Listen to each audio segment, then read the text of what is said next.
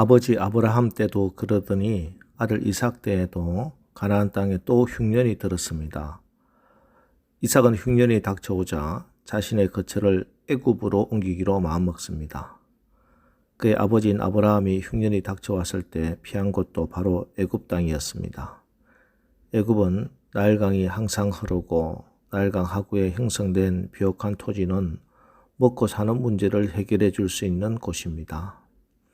그래서 그는 별다른 고민 없이 애굽으로 가기로 마음먹습니다.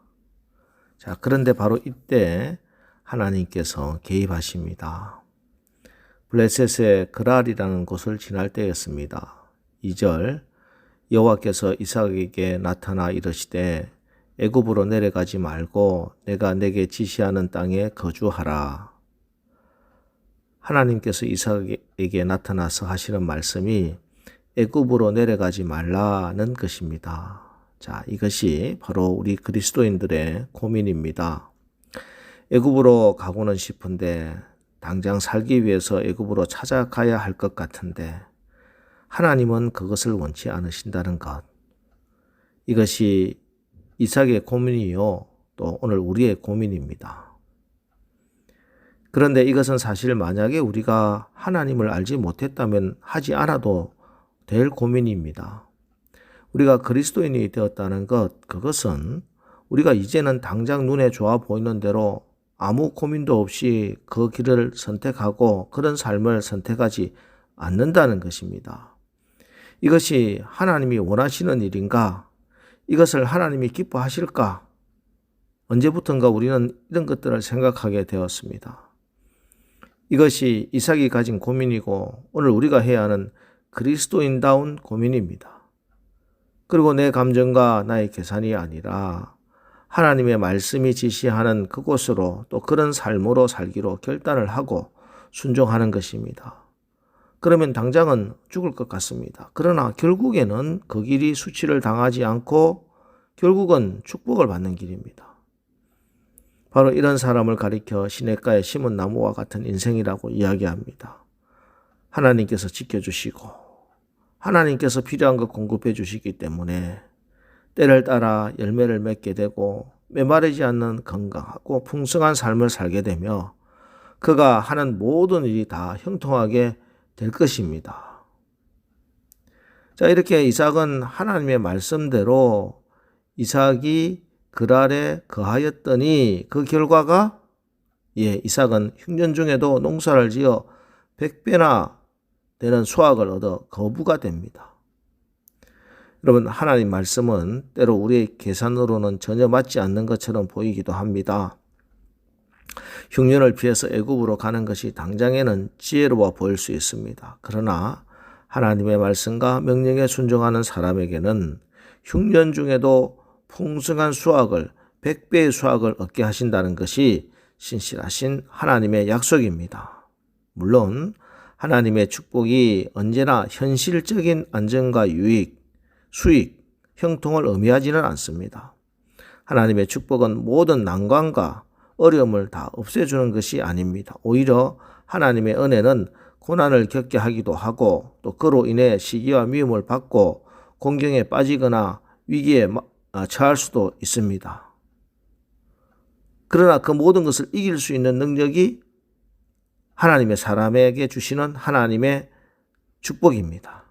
자, 오늘 이삭에게도 그런 시기와 질투로 공격해 옵니다. 그 사건이 바로 오늘 우물 사건입니다. 고대 팔레스타인에서 우물은 생명과 직결되는 소중한 것입니다. 그런데 이렇게 귀한 우물을 흙과 돌로 메꿔버린 것입니다. 그리고 블레셋 왕 아비멜렉이 마을을 떠나라 이렇게 이야기합니다. 그래서 이삭은 그들과 싸우지도 않고 다툼을 피해서 그랄 골짜기로 올라갔습니다. 그러자 이번에는 이전보다 더 좋은 우물을 갖게 됩니다. 골짜기에 우물이 터져 나왔다는 것은 한마디로 기적이지요. 지표면에 가까운 곳에서도 우물 구하기가 힘든데 산골짜기에서 물이 터져 나왔으니 정말 놀라운 일이 아닐 수 없어요. 이처럼 하나님이 함께 하시는 사람은 불가능한 현실 속에서도 기적을 만들어내는 것입니다. 여러분, 우리 하나님은 홍해로 바다를 가르시고 길을 내시는 하나님이심을 믿으시기 바랍니다. 광야에서 길을 내시고 사막 한가운데 강물을 내시는 하나님이 우리 아버지 하나님이십니다. 우리 하나님이 축복의 문을 여시면 그 문을 닫을 자가 없고 우리 하나님이 높이시면 끌어내릴 자가 없는 줄로 분명히 믿으시기 바랍니다. 그러나 사단의 공격도 끈질깁니다. 이번에는 그랄의 목자들이 찾아와 행패를 부립니다. 이삭의 우물이 자기 것이라 주장을 합니다. 여러분 같으면 어떻게 하시겠습니까? 싸울 수도 있겠지요. 하지만 이번에도 이삭은 그 우물을 양보하고 자기는 딴 곳으로 옮겨갑니다. 그랬더니 이번에는 또 더 좋은 우물이 터져 나왔어요. 그러자 그랄 목자들이 또 찾아왔어요. 이번에도 그 우물이 자기 거라고 생대를 부리는 겁니다. 하지만 이번에도 이삭은 또 양보해서 다른 곳으로 갑니다. 여러분, 믿음이 무엇인 줄 아십니까? 믿음이란 내가 죽는 거예요. 아니, 내가 죽어도 아무 문제가 없다는 것을 아는 것입니다. 내가 죽어도 아무 손해가 아니라는 것을 믿는 거예요. 왜요? 하나님이 살아계심을 믿기 때문입니다. 살아계신 하나님이 나와 함께 하심을 믿기 때문이에요. 하나님이 우리와 함께하면 이런 능력이 나타납니다. 자, 그리고 22절 말씀입니다.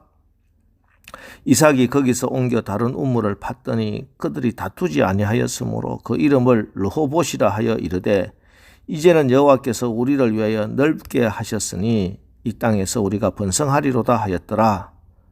예, 이번에도 하나님은 이삭을 위해 좋은 우물물을 내어주셨어요. 그러자 더 이상 사람들이 이삭에게 싸우고자 덤비지 못했습니다. 더 이상 이삭을 대적하는 사람이 없어졌어요.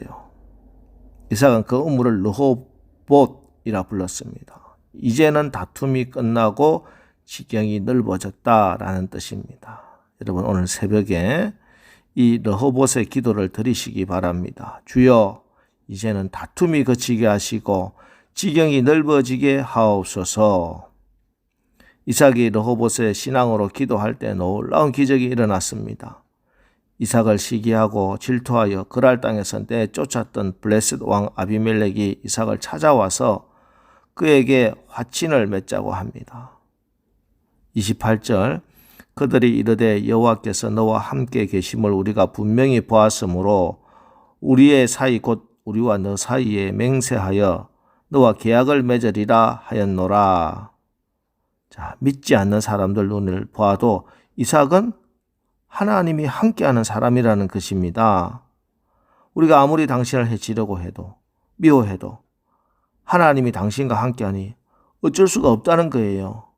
그러니 이젠 다시는 당신을 대적하지 않겠다는 겁니다. 더 이상 당신과 싸우지 않겠다는 거예요. 여러분, 믿음이 세상을 이깁니다. 세상을 이기는 것은 다툼이나 혈기가 아니라 믿음입니다. 여러분, 죄인인 우리가 어떻게 죄인과 싸워서 이기겠습니까? 거룩하신 이가 내 안에 계신 그리스도께서 이기셔야 하는 겁니다. 축복이 무엇이고 승리가 무엇입니까? 하나님이 함께 하시는 겁니다. 말씀 붙들고 살아가는 겁니다.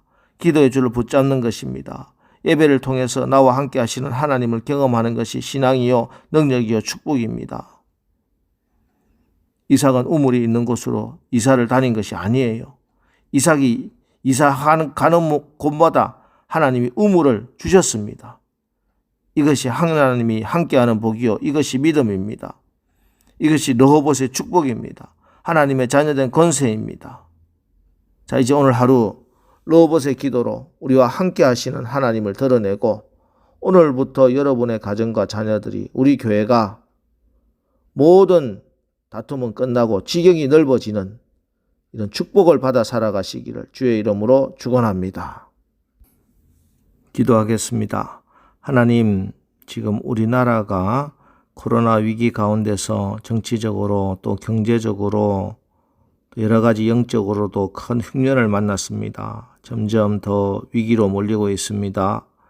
이때 우리가 하나님의 말씀대로 사는 것이 계산적으로 답이 아닌 것처럼 보이지만 하나님의 말씀이 해답이고 100배의 축복을 받는 기회인 것을 알게 하여 주시옵소서.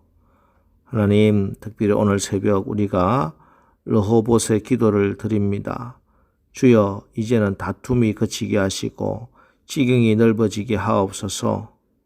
오늘 하루 르호봇의 기적, 르호봇의 능력으로 우리에게 행하시는 그 구원을 보고 하나님께 영광을 돌리게 하옵소서. 예수님의 이름으로 기도합니다. 아멘.